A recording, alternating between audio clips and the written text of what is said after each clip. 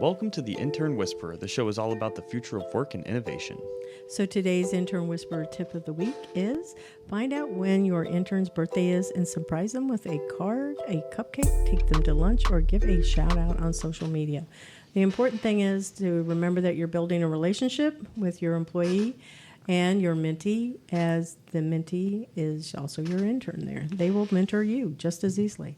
So today's guest is Lonnie Snyder with the 2022 Special Olympics U.S. Games. Welcome. Thank you so much. We are so excited to have you here.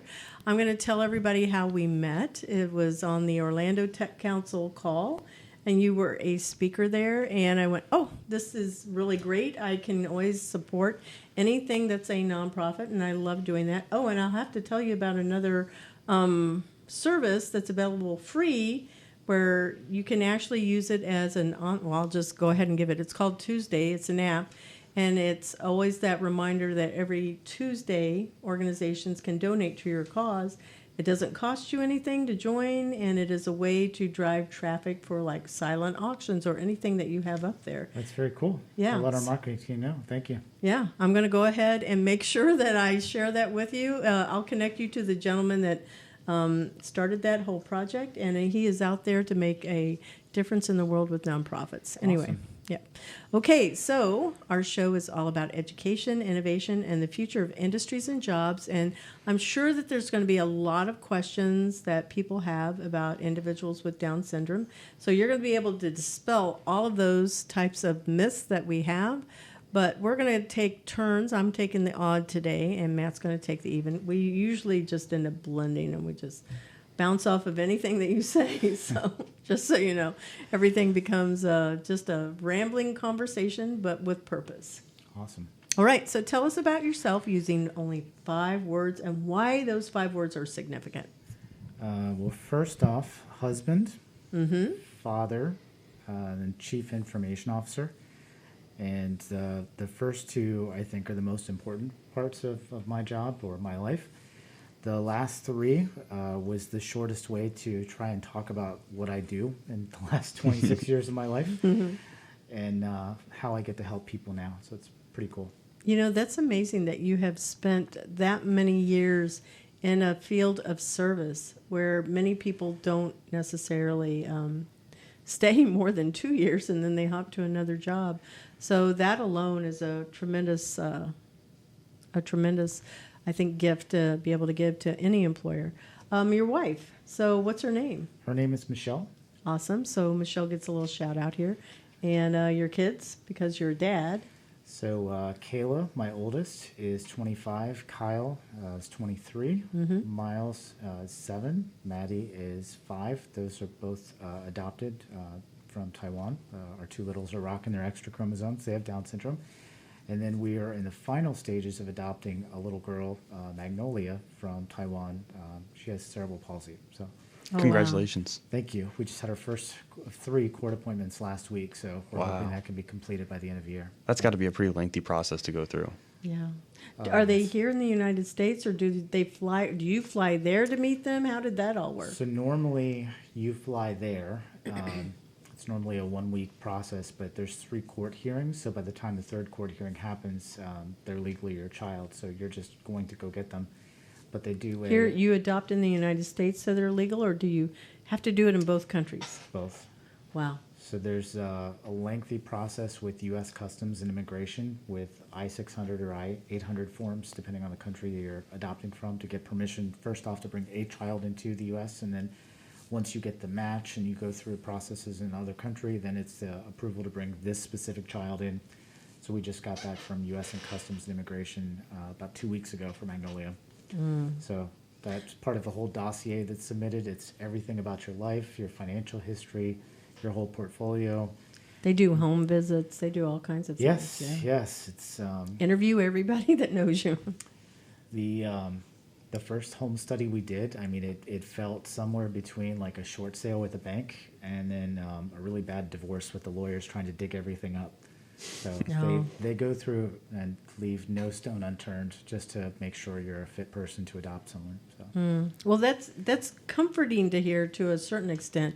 It's also I do have a separate question going back, but why that country? Why did you focus on that country for being able to find children instead of maybe children here in the United States? Sure. That one's easy. It's a little bit of a longer story, so let me give you a short version.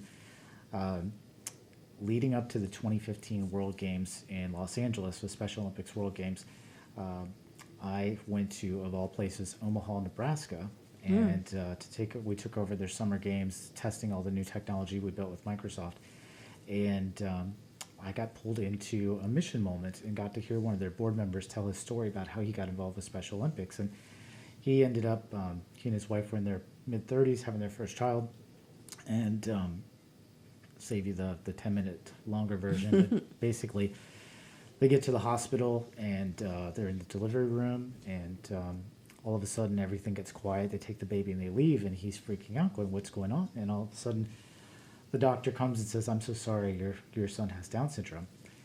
And they leave. And so they've got family coming in from across the state, and it's getting dark, and his wife is just kind of quietly sobbing. And he's thinking, dig deep, like, I need to say something to give her some hope, some inspiration. And he said, I don't know where it came from, but what came out was, well, at least we have Special Olympics. And fast forward a few years, they get involved with young athletes. So it's for children from 2 to 7. And then Brady, his son, had just competed in his first race when he turned 8. And he said, what we found was love, community, hope. And he said, no one will ever convince me that children with special needs are any different. And I would agree. I went home, told my wife that story. I'm crying as I'm telling his story, and she just started bawling, looked at me and said, okay. And I went, oh crap, what just happened? So for 8 years, she'd been pushing to expand her family. I said, let's get another dog. And we got a second dog, and that didn't work. So Yeah, it doesn't fill the maternal needs for sure. she sent me a link to our little guy's blog story and said, what do you think? And I said, he's cute. And she said, good, because I already talked to the social worker. And I see that there's a lot of free-flowing communication going on here. So once we were in, and I was going to move heaven and earth to bring that little boy home. Right? Yeah, it truly is. I don't think there's anything more rewarding than being able to hold a child, love a child, and choose a child. Because many times, when you're in a marriage, you'll have your own children, biological children. But when you choose a child, that's very, very different. We had a lot of people try and talk us out of it, from family members to the social Was it just worker. adding another child, or specifically a Down syndrome child? A child with Down syndrome. One of my family members said, oh, no, you don't want to do that. That's a bad mistake. My parents said, really? And the social worker that was doing our home study, when I slid my iPad across the table, and she's like, tell me about the type of child you're looking for. I said, this is our son.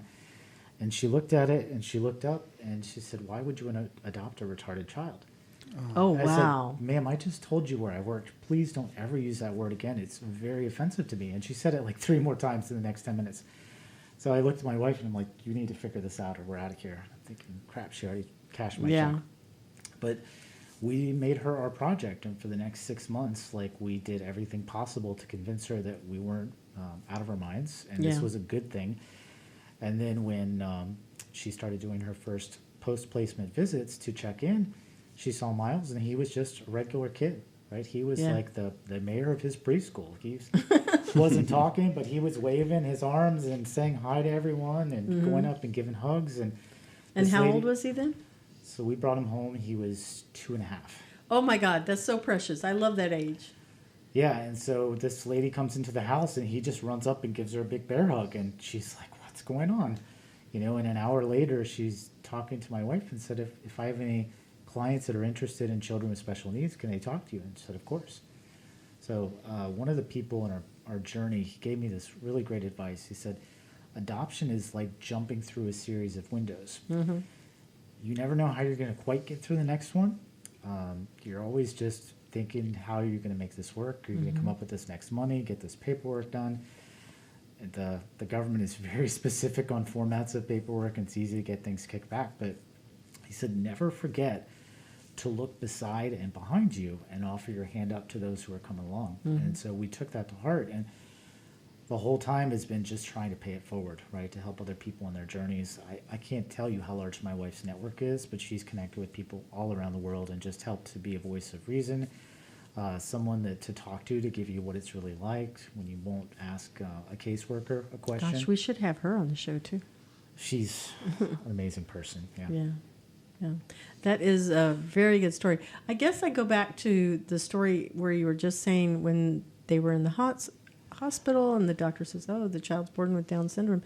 But in my head, I'm honestly thinking, like, why is that bad? I don't see that as a bad thing at all, because every Down syndrome person that I've met or that I've heard about is extremely loving. Like, I go, why it's that bad? A former colleague of mine in Dublin, Ireland, actually helped me understand this. So another colleague, when I was in Washington, D.C., said, do you have a minute, came in, closed the door, and like cried for 45 minutes because she just got the diagnosis that her daughter was going to have Down syndrome. And she said, how did you react? How did you deal with it? I said, well, I didn't. We chose him. Mm-hmm. There was nothing wrong. This is just what we went to do. And, someone said, oh, you're a hero. I'm like, not a hero. No. We're just two regular people trying to make the world a better place for a person, right? Every child. Every child needs love. Every child needs a home. And so my colleague on the other side of the ocean said, well, Lonnie, you need to understand there's a grieving process. This hits you hard. You have to work through it. You accept it, and then you learn about it, and it's not that bad. And then it's full of love, and the rest of your life you spend educating people. And so that's pretty much what we do. Like, pre-COVID, take them everywhere. Take them to the store. Take them to the mall. Take them to church. Just wherever you go, expose them to the community. And the biggest shock to me was, I thought Northern Virginia, where we came from, was a pretty progressive area. We would literally walk down the street, and Miles would smile and wave. We'd have half the people smile and wave back, and then half would literally pick up their kids and turn around and go the other way. Wow. Wow. It was crazy. That's right? horrible. But that still exists today. So we do everything possible to just try and educate people and make sure that everyone knows that this is normal, this is okay. Mm-hmm. And by the way, this is one of the coolest kids you'll ever meet in your life, right? He's so full of love, unconditional love, and he, like I said earlier, before you started recording, he's not verbal. He has a couple of words, but he is just an amazing kid. Mm-hmm. There's nothing in the world like a hug from Miles. Mm-hmm. Mm-hmm. So how did you get involved with the Special Olympics? Where did that influence come from? So I started with Special Olympics International in 2012, and got called in from a CFO at the time to rebuild their infrastructure and replace a lot of their enterprise systems, and got swooped into this little World Games thing that happens. So every 4 years, they alternate between World Winter Games and World Summer Games, and really, it's every 2 years a major event's going on, and every year there's a test event in between. So I ended up in Korea, of all places, in the winter of January of 2013, and freezing my butt off because it was like negative 14 degrees with the wind chill. Sure. Little cold. And literally traveled the week before Christmas. My wife just had a major surgery, and 2 days later I was on a plane to go do a scouting trip to try and set things up. We had a lot of great meetings, and then nothing happened. And when we got there, we had to just make it all up. Everything from setting up offices and technology to, hey, I need 2 copiers, right? How do you pull a copier out of your rear end when you're 5 hours away from a major city? Right. So it was just a really interesting time of other duties as assigned and figuring things out, and you just had to improvise and, know that it was normal to get a call after 1 o'clock in the morning to help someone solve a problem. But I saw a race there. We set up our staff operations office at the snowshoeing venue, and I raised my hand and said, excuse me, I have a dumb American question. There are people here who've never seen snow before in their life. How do you know how to snowshoe? How does this work? Oh, that's easy. You strap cardboard to the bottom of your feet and you run in sand. I'm like, what? When you get there, someone donates snowshoes, you do a qualifying run, and then you compete. And I'm like, holy cow, that's crazy. Right? So we lined up at the glass to look down onto the field of play and watch this race, and they fired off the gun, and this young man from Africa stood there confused. And I was like, what's going on? No one knew. So they sent him to Healthy Athletes to get screened. So Special Olympics is the world's largest public health provider for people with intellectual disabilities. no, by the way, I learned that people with ID, die about 16 years sooner than the general population from preventable diseases. So Wow. now we're making headway, but 10, 15 years ago, this stuff wasn't taught in medical schools. Like, people Wow. didn't know how to deal with this population. So healthy athletes started 20-some years ago with 2 disciplines. Now there's 8. And I got to go see that in action and actually see like an adapted vision exam. So instead of going to the eye doctor, Matt, like you or I would, because we've got glasses on, these are progressive. So I have contacts, keep to doing be this clear. thing, right? Yeah. But instead of looking at the eye chart from 20 feet away, they do an adapted vision test where they have a volunteer sitting like where you would, Isabel, pointing at a piece of paper, and there's symbols on here. And then Matt, you're 20 feet away, you're pointing at a chart on the wall with symbols. So it's like an apple, a heart, a house, not the normal letters. That's how someone who's not verbal can do an eye exam. I was Right. like, wow, this is crazy. So that young man was nonverbal. He couldn't see more than a hand in front of his face, but he couldn't tell anyone. So I was like, how does an 18-year-old kid get to a World Games? You've got to be good to get here and not be able to see. Oh, easy. You hold on to your coach's sleeve and you run as fast as your coach, and then you can make it to a World Games. I'm like, wow. So thanks to great partners like ESLOR and Lions Club and lots of volunteer doctors, they literally discover what's going on, and they cut glasses for you on site, and you leave being able to see for the first time in your life. Wow. The last couple of World Games, there was a company that helped people with hearing aids. So I literally got to watch people hear for the first time. Talk about something that just changes you. Yeah. So I left that first event and went home, exhausted after being out of the country for 3 weeks and not sleeping, and told my then millennial teenagers who are now young adults that I was so sorry and apologized for telling them they were silly for thinking they could change the world. Oh, And, one person can change the world. You don't know it.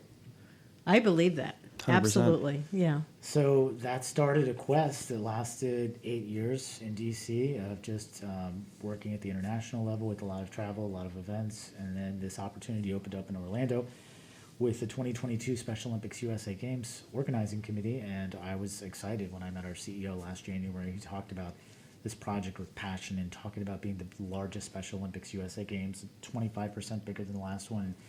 Normally, it's just U.S. delegation members from the different states that will attend. We're going to have 15 other countries come too. So Wow. folks from the Caribbean, Latin America, South America. So this will be like a mini World Games, which is pretty cool. And where is this? So this is in the greater Orlando area. So Disney is our host. So many of the sports will be at ESPN's Wide World of Sports. Nice. And then external venues. How can people volunteer for this? Great question, Isabel. It's like we talked about this. So Yeah. if you go to our website, 2022usagames.org, there's a Get Involved tab. You can also go straight to volunteer.2022usagames.org. There's opportunities for every aspect of the games, from helping with actually putting on sports to back of house things. My wife would do something back of house. She doesn't like to be in front of people, but you name it, there's an opportunity, and we need your help. Like Yeah. right now, I'm recruiting about 100 volunteers for technology positions.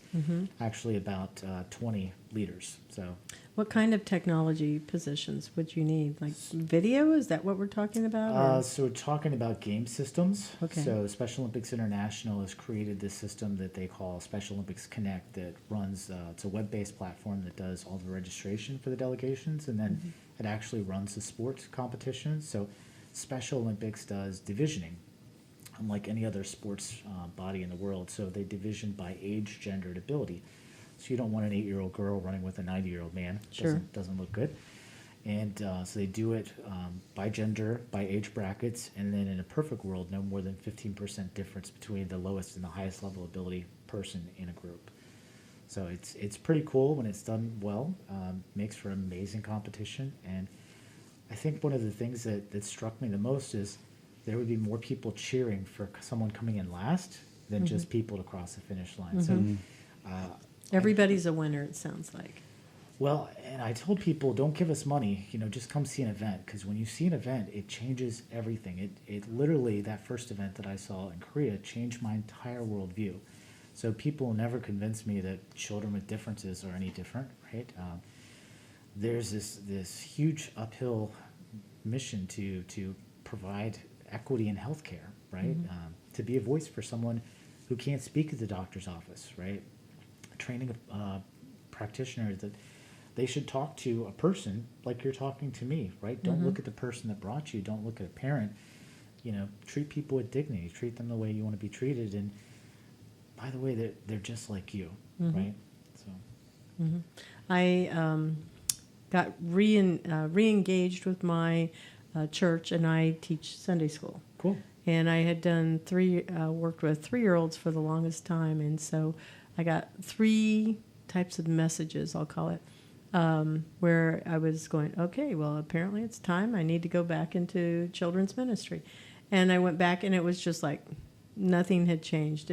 What I love about the 3-year-olds, and I'm sure you'll relate to this, is that it ties in with everything you're saying.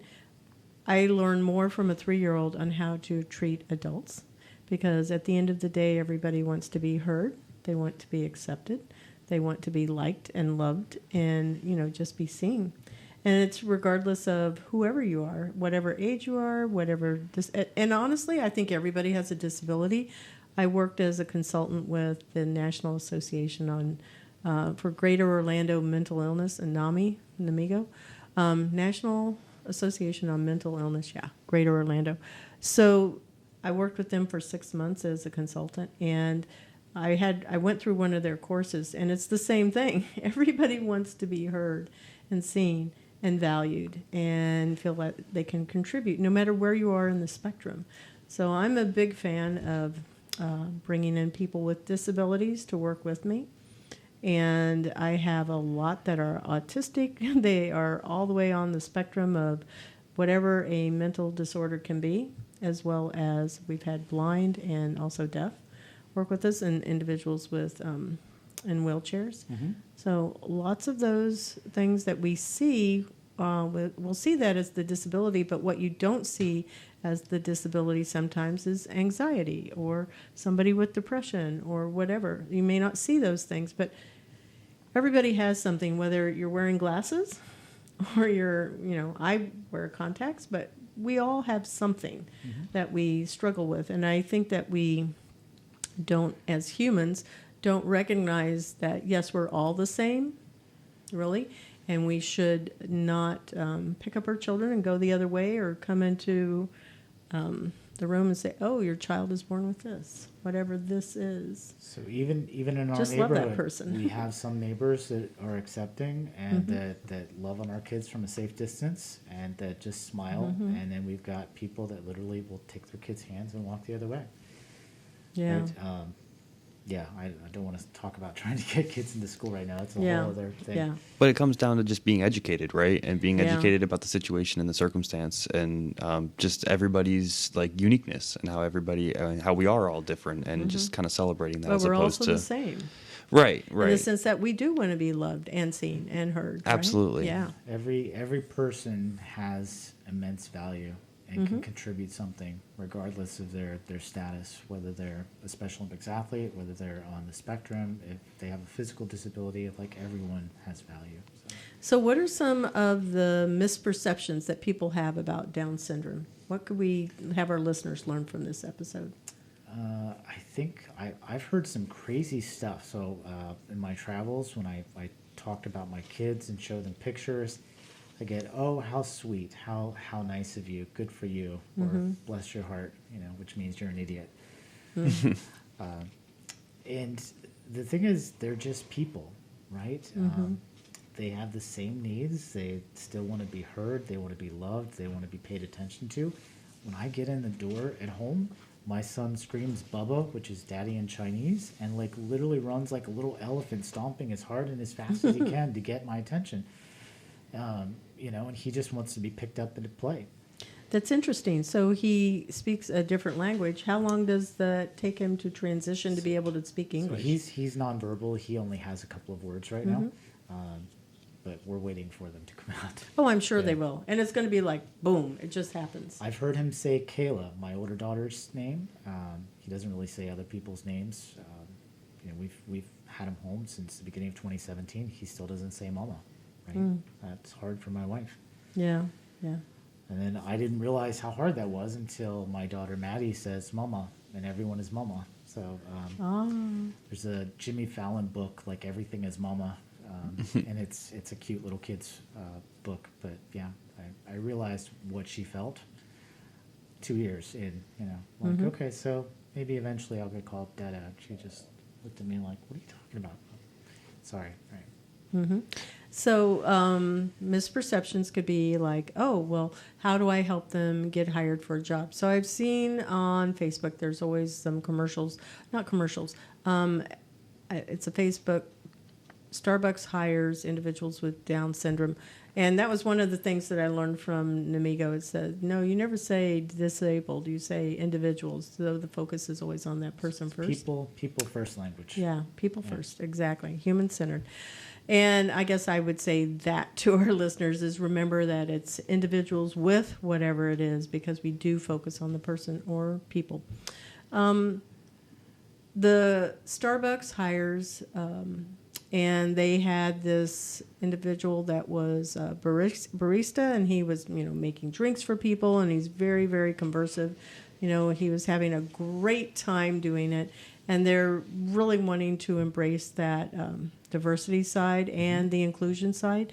So I thought that was really nice. One of my questions before we got into the show is, obviously the spectrum can go all the way up because they can pursue any career path that they would want and that they show the aptitude for. So can they program? That would be a question. Maybe other listeners may not know if that's possible. So anything is possible. Anything my kids set their minds to do, they're going to do. And we're going to help them. So they may need some extra help. They may need an accommodation. Any child that has, if you've been through the school system, an IEP. I was a public classroom teacher, so right? yes, so I you had know about plenty. Individual education programs, and they're customized for everyone because everyone needs something a little different. So maybe you need a couple more minutes to do a test. Maybe you have someone read to you, right?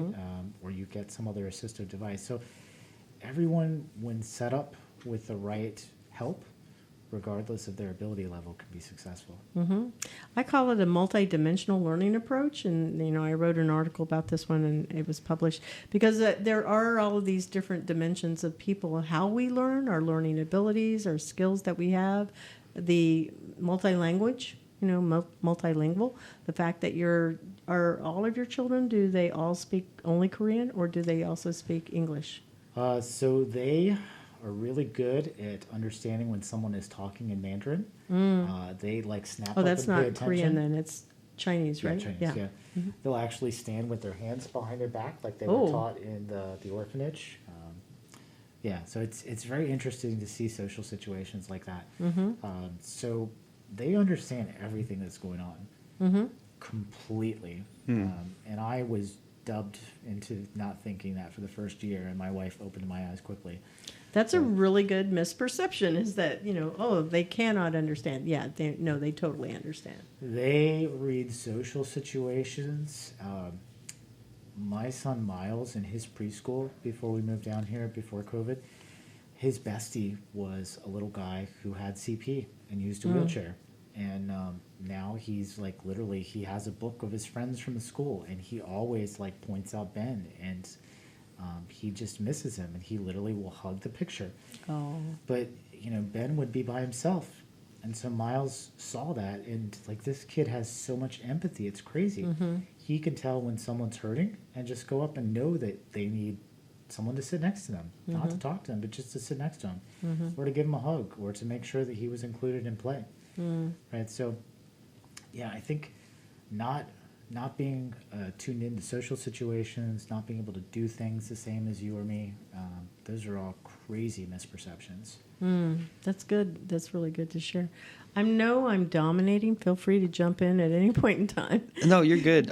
You did mention a little bit about how some people might need additional help in certain areas or a little bit extra, and that kind of ties in nicely to what I wanted to ask about technology and how that can be integrated into the workforce, and what maybe you've been exposed to some technology that has helped with additional learning. Yeah, so when I was at Special Olympics International, we had several athletes on staff, and so depending of their ability level, they may need a little extra help or assistance. There's a gentleman, Ben Collins, one of the coolest people you'll ever meet. He's been an athlete forever. He's visually impaired. He can memorize names like that, right? He could pick your voice out. I haven't seen him in 18 months, and he would say, "Hey, Lonnie, how's it going?" Right? He lives independently. He can't see. He uses a cane, and he literally takes the metro in DC, That's which means insane. he's fearless. 100%. Yeah. Right. So he can do and adapt to any situation. And one day, 2 summers ago, he was like just needing random stuff to do. So he was helping stock a fridge, and one of the things fell off the cart, and all he just needed to say is, "Tell me where it is," and he reached down and grabbed it. Right. He didn't say, "Hey, would you get that for me?" He was going to finish his job, right? But he uses a software program called JAWS that basically reads to him, so it's a voiceover tool. There's some other athletes that one of the receptionists, Gary Barnes, she's a really cool person that she and I share a birthday. She couldn't read before she started working at Special Olympics International, and it took someone a year to figure that out. And so colleagues Wow. just taught her how to read.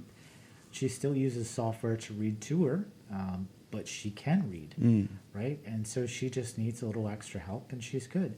So whether it's a tool to help you write or to read back to you or just something visually, it really depends on what the individual needs, but I'm all about give them whatever tool they need to be successful. Right? Absolutely.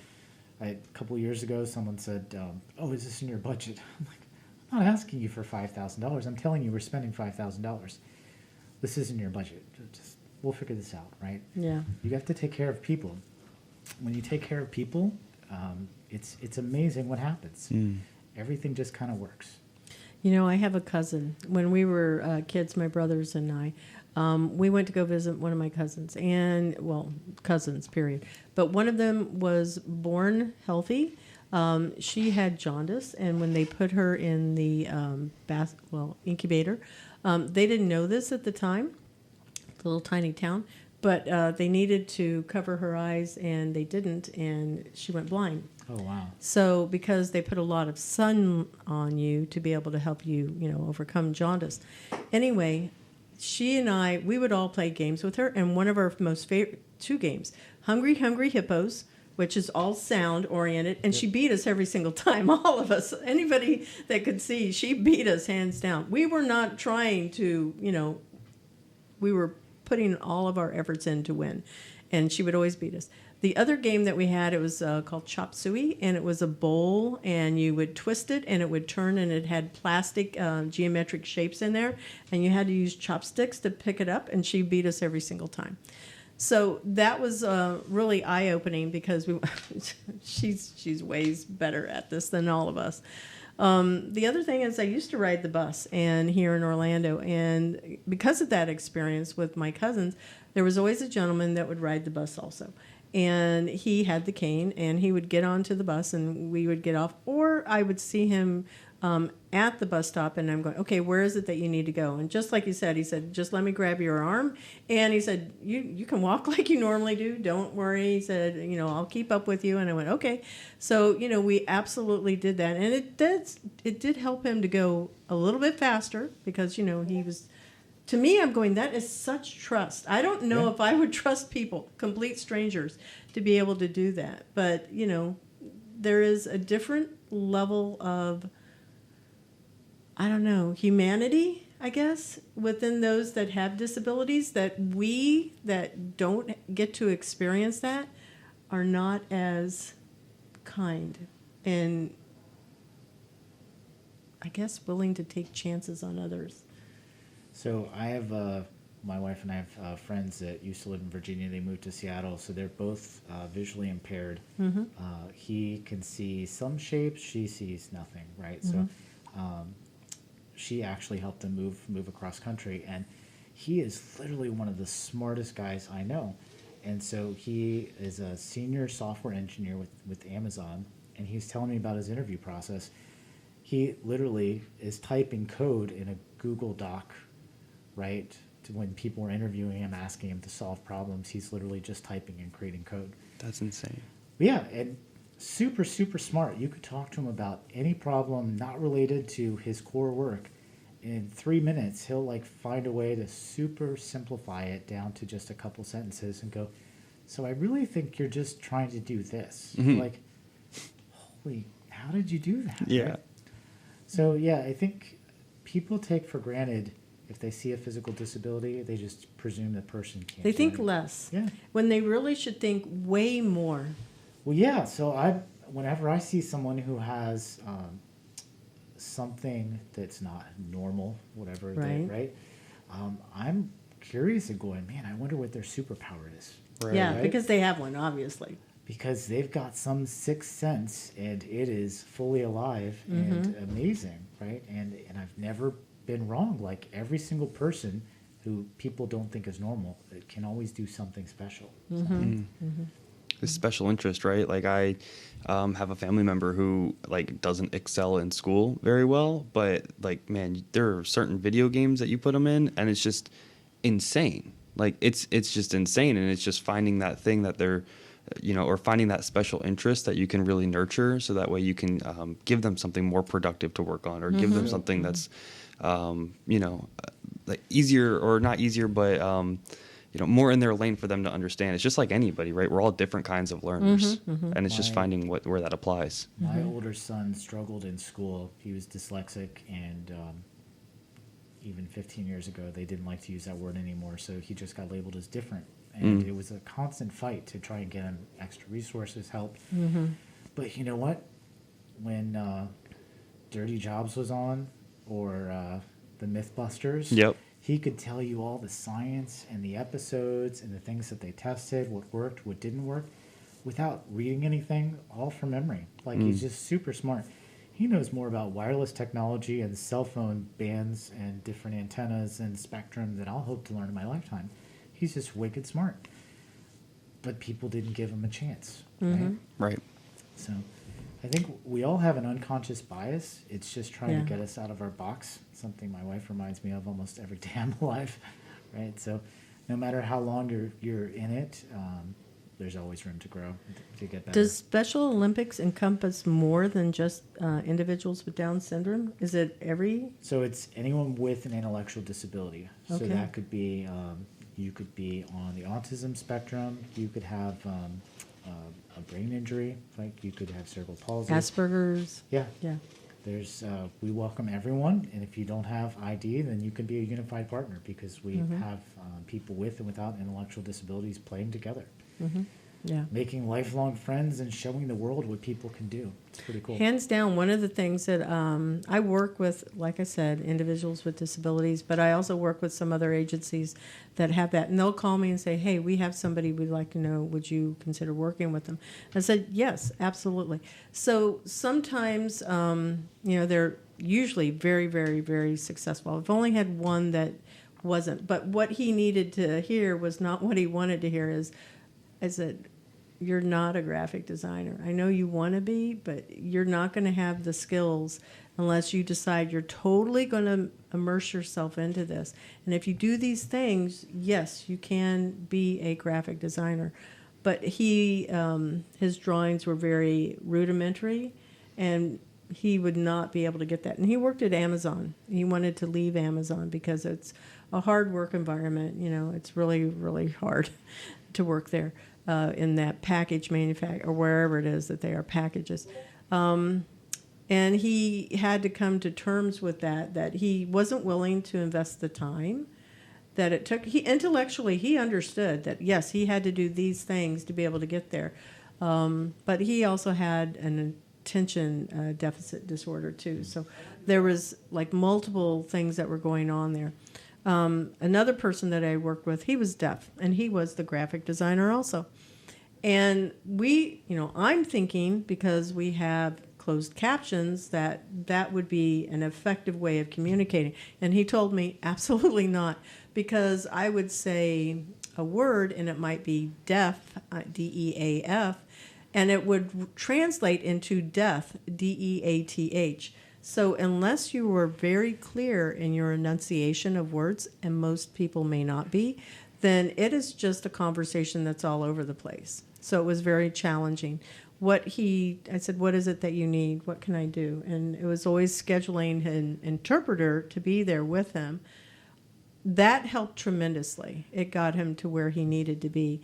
However, there's just so many, I think, variables that people don't consider about working with anybody that has a disability. And they should, because it's going to be something that levels the field all the way across the board. Because it's about being kind. Yeah. At the end of the day. Yeah. Yeah. Okay, so most influential person in your life and why? So I'd have to say my wife, Michelle. When I first saw her 20 plus years ago, this was at my cousin's wedding, I had a Dumb and Dumber moment where like the world stopped and I heard music. Oh, And that's my so jaw sweet. dropped open and the person that I was with elbowed me in the ribs. And I wasn't smart enough to get up and leave and go talk to her. And then fortunately we ran into each other several years later, and she is definitely my better half, and just an amazing person, just so loving, awesome mom. And she has this sixth sense for reading people that's like drives me crazy, but she hasn't been ever wrong. So if you ever want to know, so what's going on with them, just let her have a 5-minute conversation and she'll tell you. But she has been such an inspiration to, I think, our older children and to me, seeing how patient and kind and loving she's been with the little ones. And she's always doing everything for everyone else, and she always comes last, which is pretty amazing. Yeah. But she's helped literally hundreds of people around the world with adoption journeys and giving them hope and inspiring them and telling them it's going to be okay. Trust me, I was there. Here's what's next. Oh, don't listen to that person.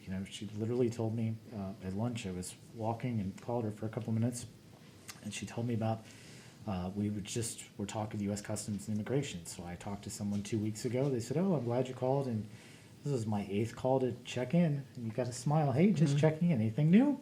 No, please call back in 60 days. No, I'll talk to you in 2 weeks. Thanks. Yeah. Right? But she got the person that I got 3 times ago that my wife affectionately calls Mr. Grumpy Pants. And he was just like in a bad mood, and everyone knew it. So I was like, well, actually, so next time you should do this and this and ask them to do, right? So it's just trying to help people find tactics, ways to cope, and ways to help them on their journey. And it's amazing, like just the number of people and the families and just the number of states and countries that have been touched, because we listened to someone who said, look down and behind you and offer your hand up. Right, so she took that to heart, and everything we do is about helping people and paying it forward. So. I had this picture of your wife, and she should be having some type of a community that is built. And well, there's this one that we use, Mighty Networks, and that's where my academy is in. But she could have a whole community where she is sharing all of this deep knowledge with others, so that it's building on top of it. I'm pretty sure it should be something that's tied to what you guys are doing, though. So. Cool. Yeah. And it would make, people could either make donations directly to that because she's sharing wisdom, and it definitely is helping others. And you probably would do well with some of those types of donations to be able to come in, because she's so intuitive and, dialed into people. Yeah, she's amazing. Yeah. You've done some really incredible work, and you have quite a bit to be proud of. But if you could pin down just one thing, what are you most proud of? I would say I'm most proud of the adults that my kids have turned into. We've been able to instill in them a heart geared towards service and helping people, and reminding everyone that people are people, right? And so to be kind to people, to be nice, to go talk to the person that doesn't have anyone talking to them, to help someone. And my older son, he'd give a stranger the shirt off his back because it was the right thing to do if they needed help, right? My daughter's just blossomed into this amazing young woman. So it's pretty cool that we had a little bit to do with that. Yeah, right? There were a couple of years during the teenage period that was rough, right? But they were listening. They were paying attention. And at the end of the day, it worked out. So if I died tomorrow, I could say I helped change the world and make it a better place, because I taught my kids to be better people. Yeah, and it was their choice to certainly embrace that. I just cannot ever stop saying, yeah, parents absolutely have huge influence, and kids really do hear it. They just may not always react to it at first, but it does train up a child the way they shall go, and they shall not depart. And we've talked about it before, but like you don't realize how much of your parents you are until you're a little bit older and you have one of those moments when you're like, oh my gosh, that's exactly what my dad would have said. Yeah. Yeah, during our journey to bring Miles home, the social worker came for her in-person visit, and she had to talk to everyone one-on-one. And so she was trying to talk our older kids to talk us out of it, our journey. I'm like, what kind of person does this? But the social worker asked my daughter, she's like, you're 18, so in Virginia, even if your parents appointed guardians, you would become responsible for your little brother if something happened. Like, are you okay with that? And she just looked this woman's dead on. Said, yeah, that's what families do. They take care of each other. They step up and you just do what it takes. And I was like, yes, right? You could not have told her to say That made that. me cry. It's just, yeah. She asked my older son, how are you feeling about this adoption? He's like excited. And she goes, why? Well, because we won't have to give him back. Oh, And I was like, yes. Right? So, yeah, never underestimate the ability you have to make a difference in someone else's life. That's whether it's amazing. A stranger or one of your own children. Everyone can make this planet a better place. Do all of the kids come to the event that's coming up here? So, Because I want to meet Miles. so he will be there. My older son was away from the summer. He's back with us now. My older daughter will come for the games. But yeah, so with 3 little ones, my wife will probably be more of the fans in the stands, cheering from the side rather than trying to corral 3 kids. At least. Yeah, because they'll run in different directions like cats. So Magnolia uses a chair, so that will be a little easier. She won't be running away on her own yet. How old are they all now? So Miles is 7. Maddie just turned 5, and Magnolia, who we're bringing home, just turned 6. So, That's nice. Oh, they get to share a bedroom, the girls? yeah. Nice. That is really good. Well, we need to take a brief break for our sponsors. The Intern Whisperer is brought to you by Cat 5 Studios, who help you create games and videos for your training and marketing needs that are out of this world. Visit Cat 5 Studios for more information to learn how Cat 5 Studios can help your business. Thank you, Cat 5 Studios. and we're back. This part of our show is about the future of jobs and industries in 2030. All right. So, any predictions about what you think it would be for anybody for the Special Olympics? How would it change? How would individuals, the technology that they would use with any disabilities, how would they engage? I think that there would be, honestly, probably more virtual reality.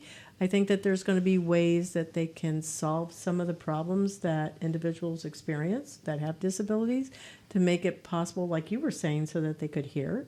I think that there's going to be a lot of advancements. I'm not really sure what they are, but I feel like it's on the cusp.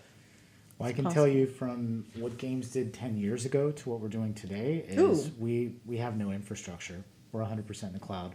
That means 20-some different software systems that you need to all tie and make talk together, and secure so bad people don't get your data. Right. But we're doing really cool stuff, right, that's never been done before. And so we have 4 tenets. So we're athlete-focused, we're health-driven, we want to be the most technologically advanced USA Games possible, and we want to leave a legacy behind. So everything has to fall into one of those 4 buckets for us to do it. So with all the technology and Smartsheet and planning and cool dashboards and automation, we're doing all this for legacy purposes. So games that come behind us don't have to make everything up from scratch. They can start with a playbook, a really well-written playbook, not 40,000 files trying to figure out what they are. Are these games anywhere else or only in the U.S.? So every 4 years, the U.S. holds national games. So 2018, they were in Seattle. 2014, they were in New Jersey. 2010, they were in Nebraska.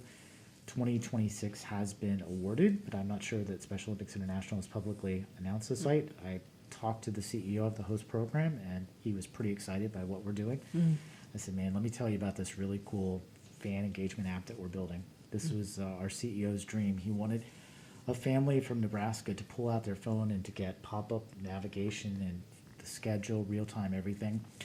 So we took that, and that was like my hero project of why I took this job and moved my family 17 hours further away from my wife's family, right? To do this really cool thing that had never been done before. So we've talked to hundreds of people. We hired a company to do like real research. We built tested concepts, and we started it all with the athlete first, right? They were the most important person. What are your pain points? What does your journey look like? What is it like before you get to the games, getting ready? What is it like on site or when you go home? And just figuring out what challenges do you have? What can we do through technology to try and make that easier? So everything from managing logistics, right? So they're not relying on their coach for everything. Oh, by the way, coaches are selected to attend the games. It's not necessarily the coach you would have trained with. So you're meeting a stranger who's helping you for the first time, right? That makes it extra challenging. Yeah.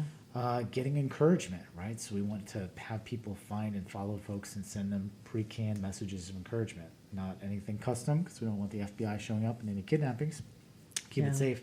Right. But everyone wants to have people cheer them on, to feel supported and loved and followed. So we're working to build all that, plus more. Pretty excited that it's coming, and this is going to be truly a game changer for the Special Olympics movement globally, because we did this as a work for hire project. So we're going to give this project back to the community.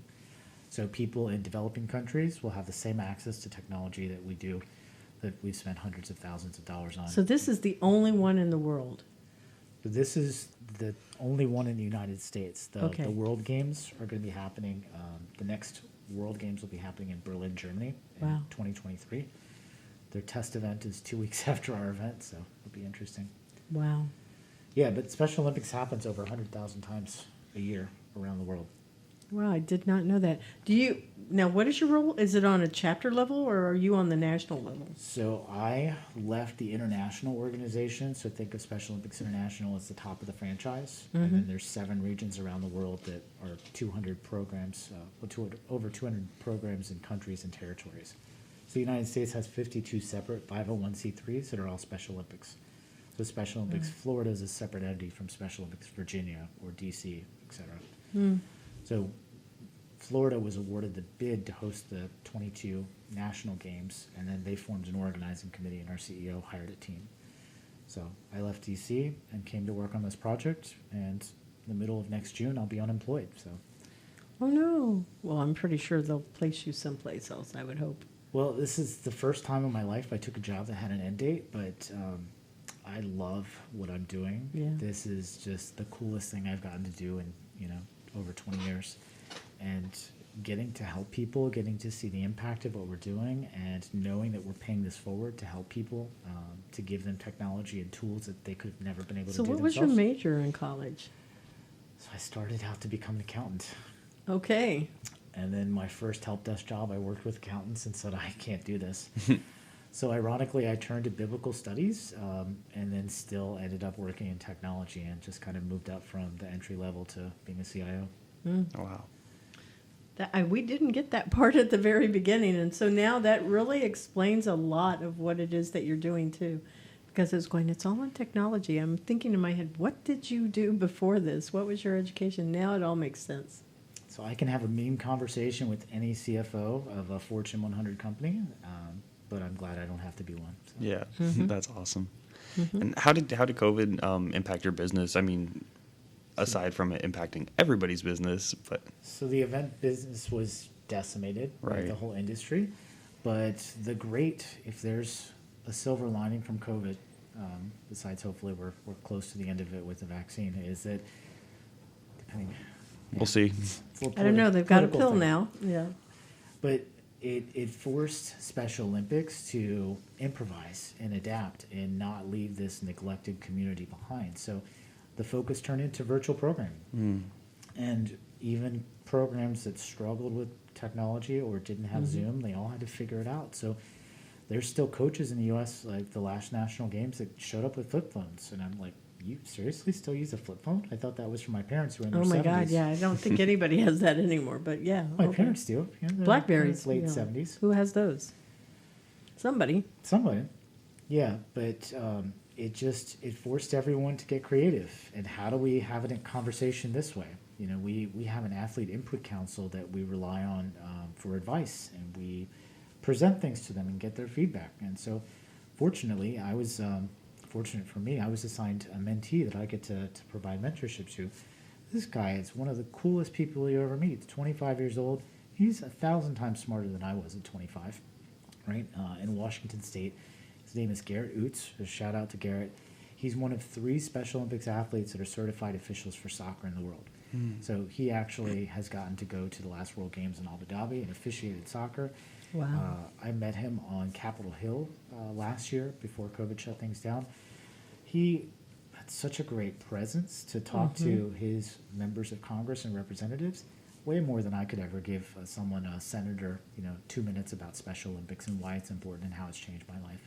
So we get to learn from people like that. And he's a really cool guy, and I talk to him every other week. Like, we spend an hour to just talk about whatever. We had some colleagues that are like, well, I've never mentored someone with ID before. What I do is, like, you just have a conversation. Yeah. Right? Because you never know where it's going to go, but at the end of the day, I'm a better person because I get to spend time with him. And it just, when you get out of your box and you think about your perspective, right? The world is such a bigger place than any of us ever think about, but it all starts with people. So what do I see about the future of the industry? I mean, just in 10 years, we're not dealing with infrastructure. We're not spending hundreds of thousands of dollars on servers and storage and colo locations. It's all cloud-based. I think nothing will be physical. This recording equipment, you might have a mic, but you're not going to have all the extra gear. Right. It's all going to be hosted in the cloud. And my little kids with Down syndrome, my son has short fingers. Makes it more challenging for him to hold a pencil and to try and write and to do the things they wanted him to do in school. I imagine a world that's just like Minority Report from Tom Cruise. You probably remember that movie from 10 plus years ago. He put on his VR headset and he had these gloves and he just started interacting with everything around him. So that kind of exists now, right? Pokemon Go was really wild a year and a half ago. Right. Right? I was envisioning this games app where people are at ESPN Sports Complex, which is really big, pulling this out in their phone, just showing the path in front of them, and really augmented reality for wayfinding. So we're probably going to do 3D deep mapping now, but the next round will definitely be the full immersive, all of that. I agree. Wow. I agree, yeah. Yep. Best mentoring advice that you would like to share with our listeners? So I said it a little earlier, but never underestimate the ability you have to make a difference in someone else's life, because you never know when someone is watching, what they're paying attention to. But if you stay true to who you are and you just try and help people, you'll make the world a better place. Yeah, that should always be our mission. Absolutely. And how can our listeners contact you? Website, social channels, email, getting involved? So we'd love to have lots of people get involved. We're actively recruiting about 10,000 volunteers to execute the games next June, so June 5th through 12th of 2022. So 2022usagames.org is our website. There's a get involved where you can go to volunteer.2022games.org, usagames.org. I'm on there. You can reach out an email. Facebook and LinkedIn. Twitter is just a lot of noise to me, but maybe I need to change my perception there. Instagram? I deleted that app too. Like, I spend 10 to 20 minutes a day on both platforms, and that's it. Like, that's about all I can do. There's just so much coming in from everywhere. Oh my gosh, there's so much. It's just really overwhelming. And then you go Discord and Slack, and you add everything else that people are using to communicate: text, emails. It's just too much noise. I could never get involved with Twitter. All my friends and that's like my age group specifically is just like really involved in Twitter, and I just don't get it. I still don't get it. My older son interacts with the world not on Facebook but on Twitter. Yeah. That's where news and source of truth. I know. It's like, okay. Well, we are at the end of our show, and so I'm going to take a moment to thank our sponsor, Cat 5 Studios, and thank you to our production team, Becca Coffey, Associate Producer, Intern, Video and Audio Editing, Nick Morales, Alex Teal, Ayana Sanders, Steve Neese, Our music is by Dave Francis, Sophie Lloyd, Charles Fleming, Eli Sutton, and our sound team, Matt Miller, the man sitting across from me, Miguel Sintra, and Dave Francis. So employers, please visit Employers for Change at www.e4c.tech to learn how you can get matched to amazing intern talent and be recognized as an employer for change. I promise you it will change your culture and upskill you mid to senior level people. Thank you for supporting our Intern Whisperer, and subscribe to our show on Podbean, and you will find us also on your favorite podcast channels. Thank you so much. Thank Lonnie, you. this has been a great episode. I really appreciate it. Thank you so much for having me. I appreciate it. My pleasure.